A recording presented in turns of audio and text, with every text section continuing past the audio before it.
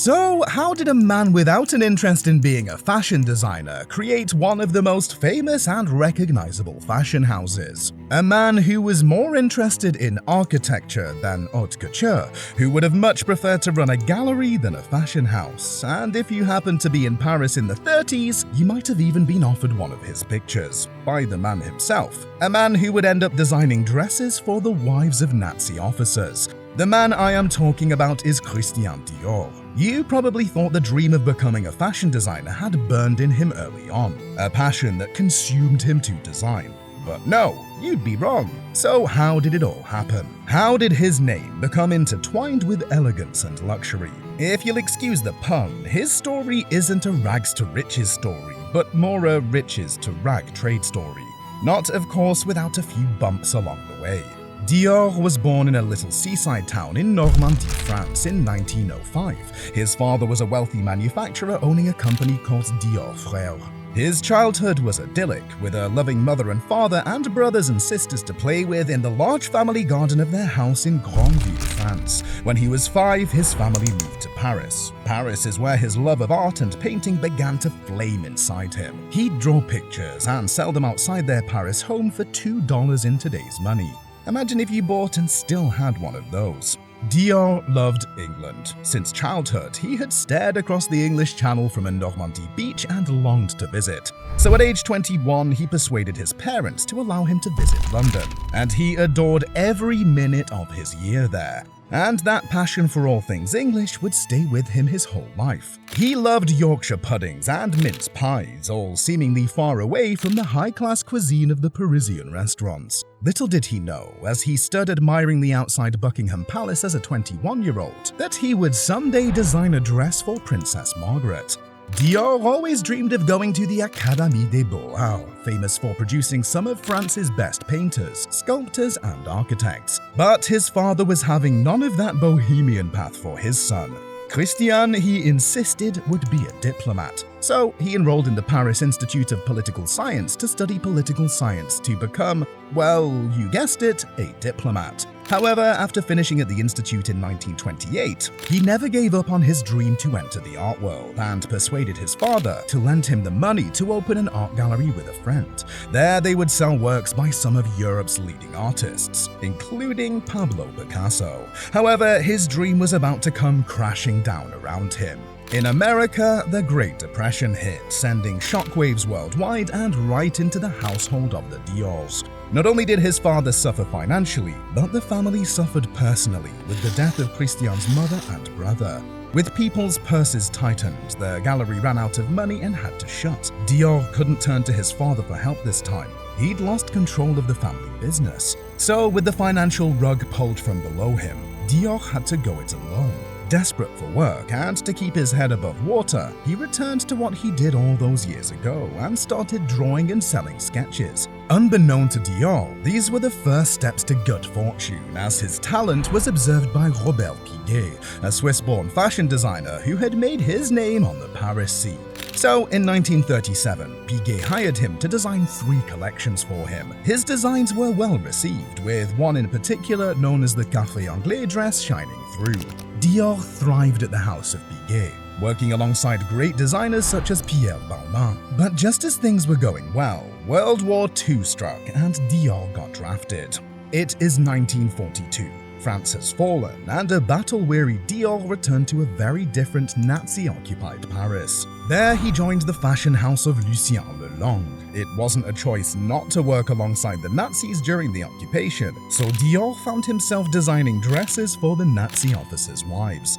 He wasn't the only one who had to endure this humiliation. Fashion houses such as Jean Patou and Nina Ricci were forced to do the same. On the other hand, his sister Catherine, who fought with the French resistance, was captured by the Gestapo and spent the rest of the war in a concentration camp.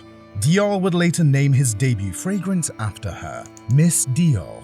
When the war ended, Dior made a decision that would change the world of fashion forever. In 1946, he turned down an offer to design for Philippe Gaston, an old fashion house that needed reviving. But this didn't interest Dior. After years of war, Dior, like many others, wanted a fresh start, something new that would look to the future and put the past behind. So he decided to go it alone, and with that, the House of Dior was born. With the financial backing of Marcel Boussac, Dior launched his first collection, Corolle, meaning circlet of flower petals, another reference to his love of England. But Harper's Bazaar editor Carmel Snow gave it another name, New Look. So what was this new look? It was undoubtedly new, with structured silhouettes, cinched waists, and shorter, billowy skirts. Unlike Chanel, Dior wanted to use sensuality and the natural curves of a woman's body to guide the style of his clothes. His garments were revolutionary for the time, and people loved it. So why did people love it?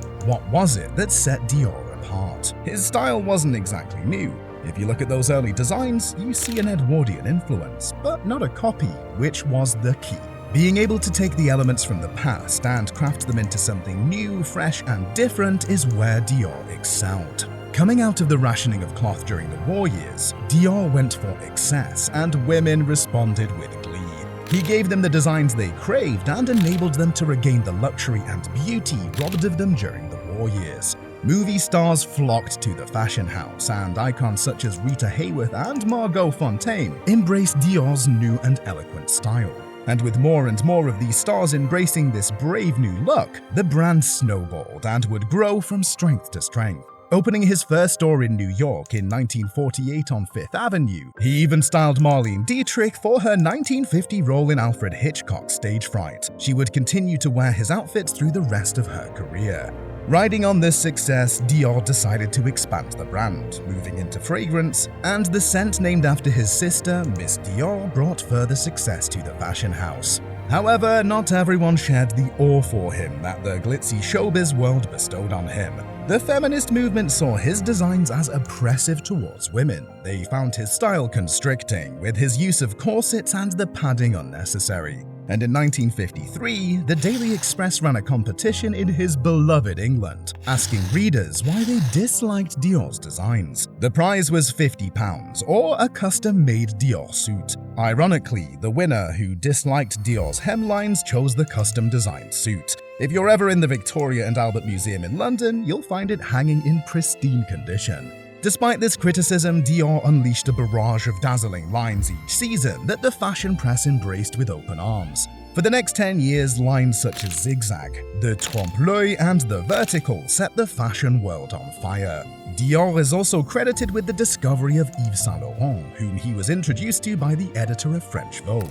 Saint Laurent, who recently arrived from Algeria, where he grew up, was enrolled at the Chambre syndicale de la haute couture. In 1955, Saint Laurent became his assistant. He described Dior as fascinating, spoke of him as his teacher, and never forgot the years he spent by his mentor's side.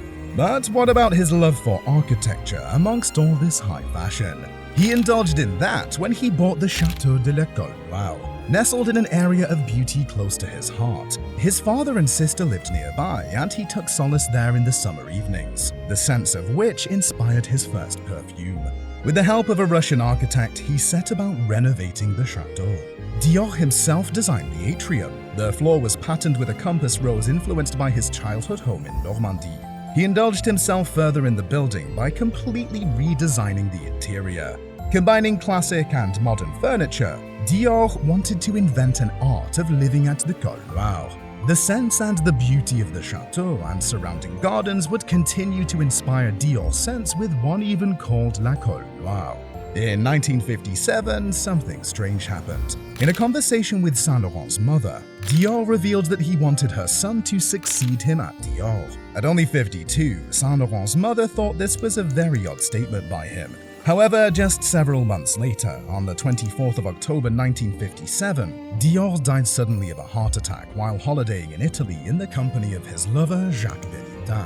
And that was it. One of the most famous fashion designers to ever live was gone. The world paid tribute, and his passing was described as a major loss to fashion and the world. But his legacy would live on. Saint Laurent would take over as artistic director and continue the success of his mentor and friend. He led the brand into the 1960s, streamlining the clothes to the beat of the changing times. Then Melk Bohan took the helm in developing the brand further, making the Dior brand more accessible to the general public with ready-to-wear clothes and babywear. Dior, however, would still be the choice of the elite, with figures such as Princess Diana, with her favorite item being a black bag that she took everywhere with her, so much so she was dubbed Lady Dior. Her endorsement helped the expansion of Dior into leather goods. Dior's enduring appeal was his ability to create innovative designs, incorporate elements from the past, celebrate the female form, and the ability to attract the elite. These factors, combined with the successful evolution of his legacy by talented successors,